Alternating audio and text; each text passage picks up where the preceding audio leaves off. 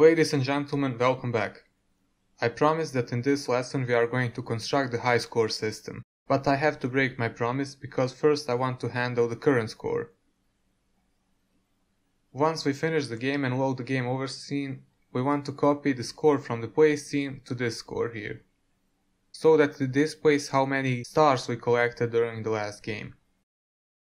Don't worry, we are going to use the player preferences for this as well, so we can get some practical knowledge on how to use them. First, open up the play scene by double-clicking it. The current score is located in the half-screen game object. The event when we want to copy that score to the game over scene is when the player crashes into the wrong color. That code is handled by a script called player collisions.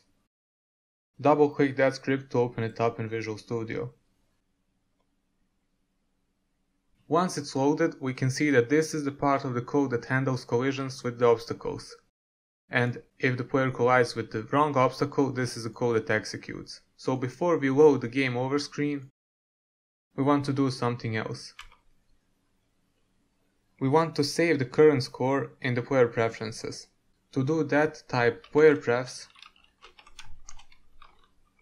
and the function that we are going to use from player preferences is called setString. The first parameter will be our key, or how that variable is going to be called. We can call it whatever we want, and don't forget to put it inside of quotation marks since that's a string. Let's call it current score. And the second parameter will be scoreText.text. Since this is also a string, we don't need to do any conversions. Don't forget the semicolons at the end. By using this function, we are going to save the current score permanently. But we don't really want it to be permanent since that score will be changing all the time. That means that when we load the play scene, we want it to be set back to 0. And we can do that by using a start method of any script from this scene. Since it's most convenient, we can just use this start method right here. It's going to be the same function again, so player preferences dot set string.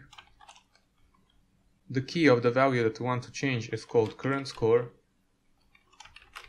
Again, make sure don't make any spelling mistakes. And the second parameter will be 0. However, we need to put it inside of quotation marks because that's a string. And don't forget the semicolon. So this and this should be enough to handle the current score. We are basically telling Unity that at the beginning we want the current score to be set to 0, and once the game is finished and the player crashes into the wrong obstacle, we want to save it to however many stars he collected. That way we are also going to be able to access the current score in the game over scene. So go ahead and save this and go back to Unity. Now open the game over scene. And in order to change anything here, we will want to create another script. So right click on our script folder, create C# script. And we can call it score handler. Double click it to open it up in Visual Studio. We will be using only the start method, so we can delete the update method. First we'll need 4 new variables in order to target the scores. The first two will be public, and they are going to be of type GameObject. First one will be called current score, and the second one will be the high score. Then we'll need text mesh variables, which are going to be both private.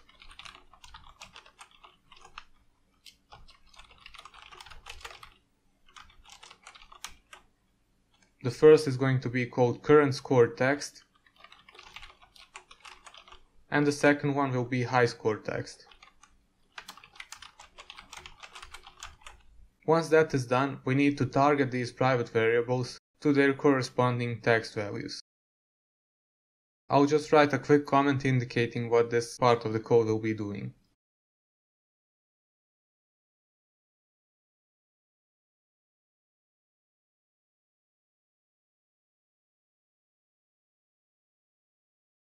So current score text will be equal to current score dot get component, and the component that we want to get is the text mesh component.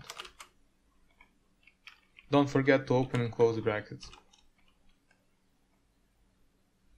And the high score text will be equal to high score dot get component text mesh, and again don't forget the brackets. Once that is done, we'll be changing the text of this first game object.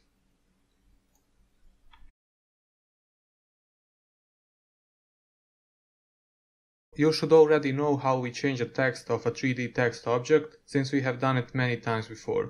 So current score text dot text will become, and now we want to get the value saved in our player preferences. So type in player prefs dot get string, and the string that we want to get is called current score.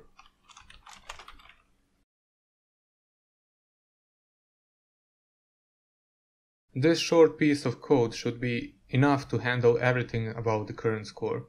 The player preferences might seem complicated at first, but once you get some practical experience, you can see how easily they are used. Make sure to save this. Go back to Unity, and now we need to attach the score handler script to a game object from this scene. It doesn't matter which game object it is, so let's just choose the main camera. Take the score handler script and attach it to the main camera. Now that that is done, we need to also attach the game objects for the variables.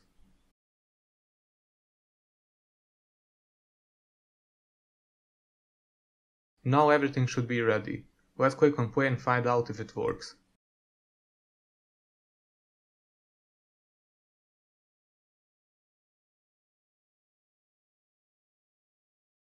We can see that our score has changed to correspond to the current score that we had in the game. Let's see if it will work if we try again.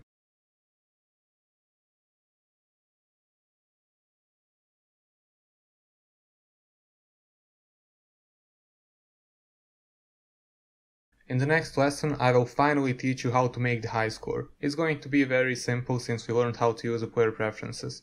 So stay tuned.